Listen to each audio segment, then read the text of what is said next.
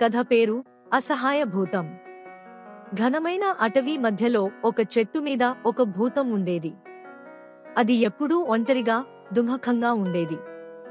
ఒకరోజు ఆ భూతానికి అడవిలో ఎవరో ఏడుస్తున్న శబ్దం వినిపించింది. అది ఆ శబ్దం వైపు నెమ్మదిగా ఎగిరింది. అక్కడికి వెళ్లి చూసేసరికి ఒక చిన్న పిల్లవాడు అడవిలో నిలబడి ఏడుస్తూ కనిపించాడు. ఆ పిల్లవాడిని అక్కడ చూసి భూతం చాలా ఆశ్చర్యపోయింది. దాని మనసులో చాలా ప్రశ్నలు వచ్చాయి. ఈ చిన్న పిల్లవాడు ఈ ఘనమైన అడవిలోకి ఎలా వచ్చాడు? భూతం ఆ పిల్లవాడితో మాట్లాడలేకపోయింది. అతనికి సహాయం చేయలేకపోయింది కూడా. కొద్దిసేపటి తర్వాత భూతానికి సింహం గర్జన వినిపించింది. సింహం ఆ పిల్లవాడిని తినేస్తుందేమో అని అది భయపడింది. తర్వాత సింహం ఆ పిల్లవాడిని చూసింది. అది నెమ్మదిగా పిల్లవాడి వైపు వచ్చింది. సింహాన్ని చూసి పిల్లవాడు భయపడి పరుగెత్తడం ప్రారంభించాడు.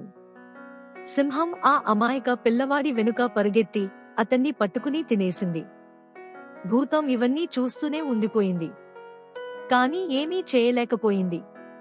ఆ అమాయక పిల్లవాడి మరణాన్ని చూసి భూతం చాలా దుఃఖంగా, అసహాయంగా అనిపించింది.